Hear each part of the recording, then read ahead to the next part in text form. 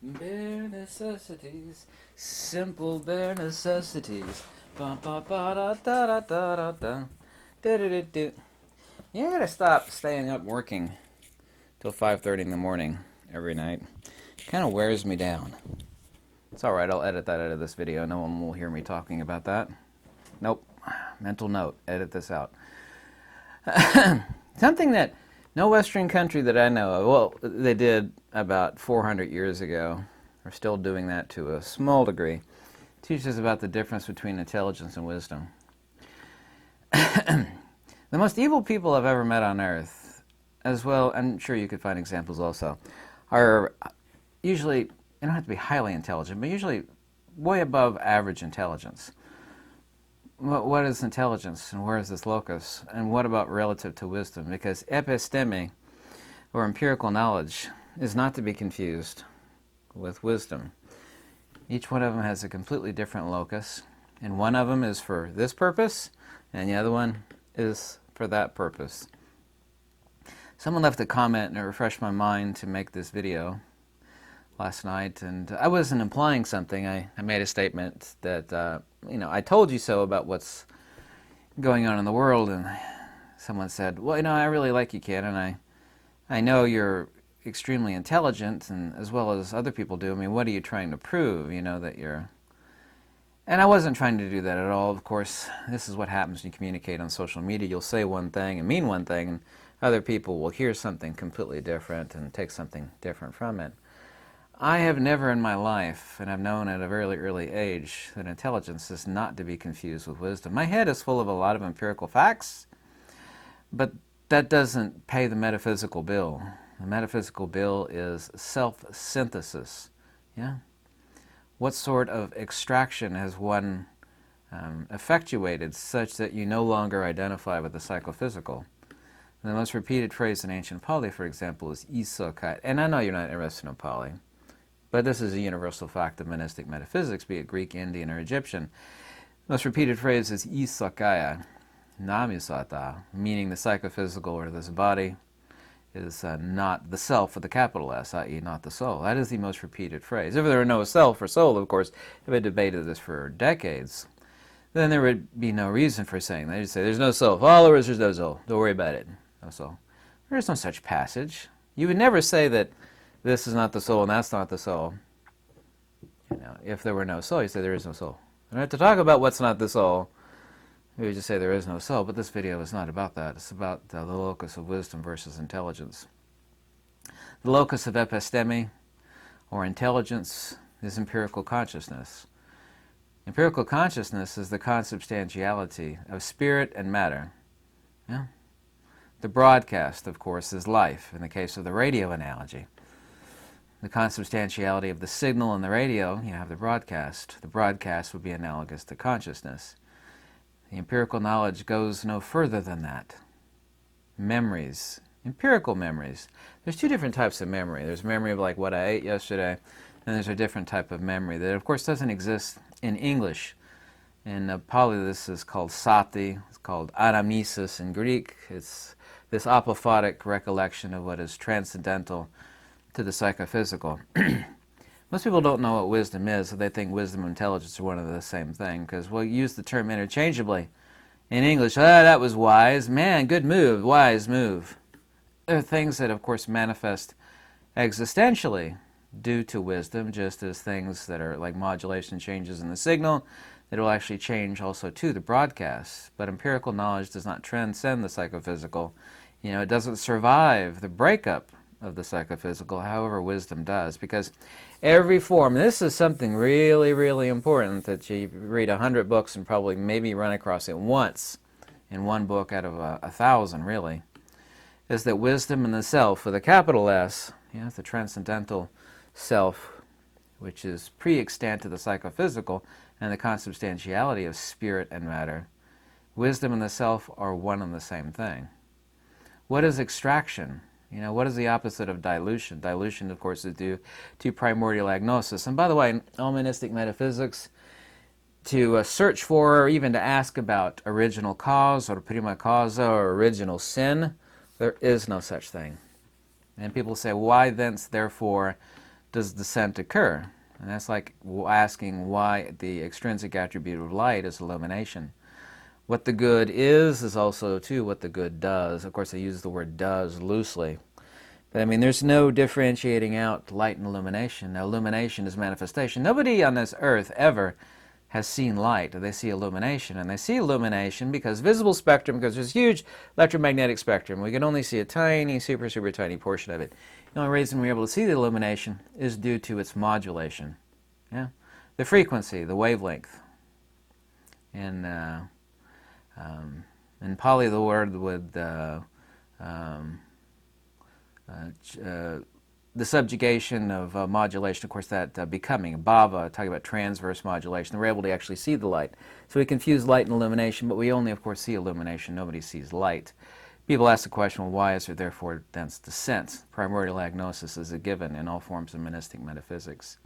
But wisdom's locus, of course, is the self, but wisdom is the self. We're just making a distinction of self-proximity, the elimination, in the case of light, for example, to use it analogously, the elimination of the modulation. Liberation in the ancient Pali, as I've said many times, is suvimutta chittasanabana. The third liberated chitta means nirvana, but bhavanirodhanabana, the subjugation of becoming. Well, becoming is modulation. Why is there modulation? On the entire electromagnetic spectrum, for example, of course, whether it be gamma, X-ray, radio, or visible light, has a modulation, has a frequency or wavelength. What would happen if we were to remove the modulation? In the case of metaphysics, the Pali word anyway would be bhava, becoming or modulation. Wisdom's locus is the self. The self is wisdom perfected. The self, of course, is always extant. You know, the self is no more in this body than there is a signal in the radio. There's also, too, of course, burning fire inside this, 1.5 thick iMac. This, of course, is a signal that's being fed from a video, which, of course, is just a bunch of binary numbers. There's obviously nothing here. This would be, of course, empirical knowledge. It goes no further than this iMac. But the signal, of course, and right now, even though I normally have it hooked up, it's actually receiving this signal through Wi-Fi. So, what would happen if we were to remove the transverse components of the Wi-Fi signal that is being received by this iMac? It would vanish. Wisdom and the self are one and the same thing. Self-proximity is wisdom. Wisdom culminates in self-proximity. That's the only thing. We have a same word, the distinction with the difference, the removal of attribution. But the removal of attribution doesn't change the primordial principle. By removal of illumination, we do not actually change light itself. What is light without a transverse component of becoming, i.e. transverse electromagnetic in the case of the frequency, or the wavelength of light? Well, we would just have energy, but energy that does not self-deplete. All fields are ether perturbation modalities. What is a modality other than a perturbation modality? People think that radio, most human beings, even if they have a high school and college degree, they think of a radio signal as one thing, light is another thing, X-ray is another, gamma radiation is another. These are all the exact same thing with different frequencies and wavelengths. It's all light, it's all EMR, electromagnetic radiation, but we think of the, gamma radiation is dangerous, it could kill you. Light, of course, is beautiful. We see light, visible light, but it's all EMR. With the culmination of the perfection of wisdom, we have something that is higher than natural order. Natural order is primordial agnosis. What the good is what the good does. The things that we see as most beautiful and most simple, it's like, isn't that beautiful? Like, say a beautiful little child. But the beautiful little child, of course, is incredibly ignorant. They'll put their hand on a hot stove, do all sorts of extremely stupid things, but we consider them beautiful and simple. Well, that which is most beautiful is most simple. Higher than natural order. What would be higher than natural order is self-reflexive proximity, where there's no longer an expenditure of energy. This is the reason why love triumphs over hate. Hate is exactly like this fireplace, as I mentioned before. Not that there's a real fireplace. You got to keep feeding logs on it. Entropy, inertia, and acceleration are the opposite of the expenditure of energy. They are energy itself. What is an ether perturbation modulation without modulation? Wouldn't that be the ether at rest? Pure definition of energy. You don't have to feed it anything. It is energy, but it is not being expended. Fire itself, of course, releases heat. You know, it is itself force in motion. It is the opposite. There's a reason why it has to be fed. This is the reason why love always triumphs over hate, and the reason why good always triumphs over evil. That which is most good has at its core the primordial agnosis, because there's two different types of ignorance. Especially in English, there's no distinction, but there's a transcendent one that is extrinsic attribute of the absolute, and then the terrestrial one of conventional ignorance, which is consubstantiality of matter and spirit. But there is something higher than natural order. Asking, of course, why there is embodiment is asking, you know, the why about illumination relational to light. Understanding, and this is the reason why there's no truly accurate translation of the Greek euristos dias, or of the Greek word ananke, or of the Greek word tolma. Because to know the correct translation of these, there's no single English word. You actually have to know what these things are, what they actually mean. There's a reason why no translation is sufficient. And the people that write those translations have no idea what is the meaning of the euristos dias, or tolma, or ananke. You could loosely translate the euristos dias as the indefinite dyad. But the indefinite dyad is not a dyad. A dyad would be called, and it is called in Greek, the dyad, yeah? It's called the euristos dias because it is the second one in the Fibonacci sequence. Here we have light, and here we have illumination. First 5 digits of the Fibonacci sequence are 1, 1, 2, 3, 5, right? 1, 1, 2, 3, 5. 4 is the number for time. That's the reason why it doesn't exist in the first 5.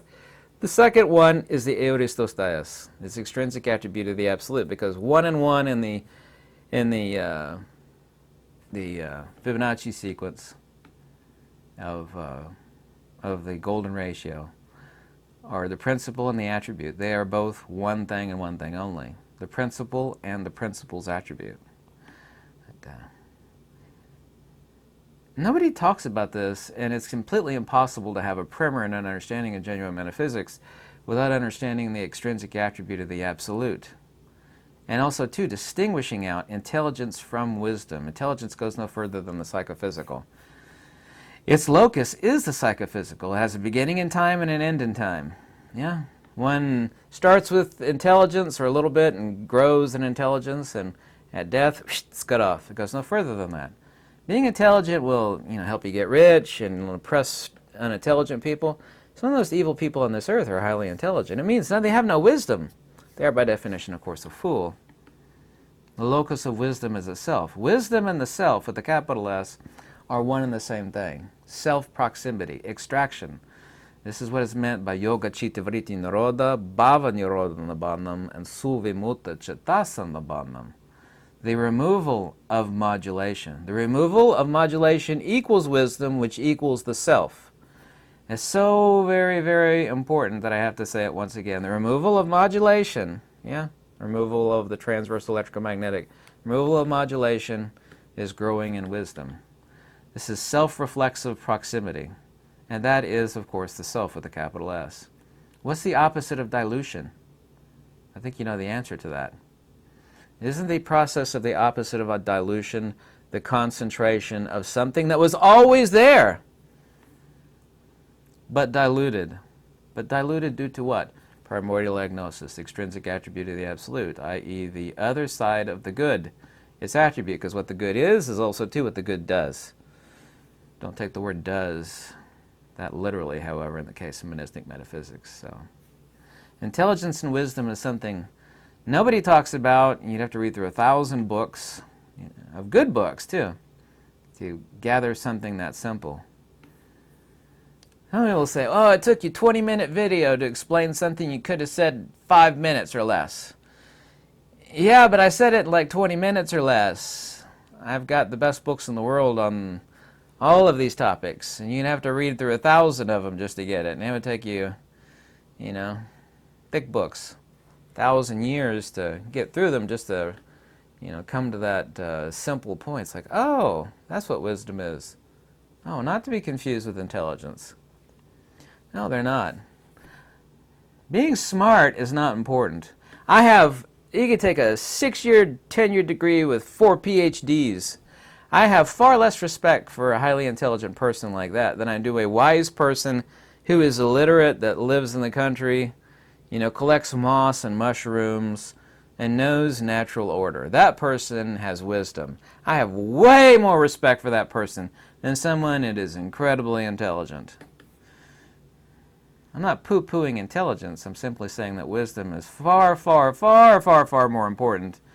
And it is the one thing that does transcend the psychophysical, transcends death, because it does not have its locus in the psychophysical. It is self-proximity that is not consubstantial, is not bound by this earth, and is unaffected by birth, old age, sickness, and death. Unaffected. Even if you, were in a car accident and you had half your brain removed due to a traumatic accident and you're still alive, still be unaffected.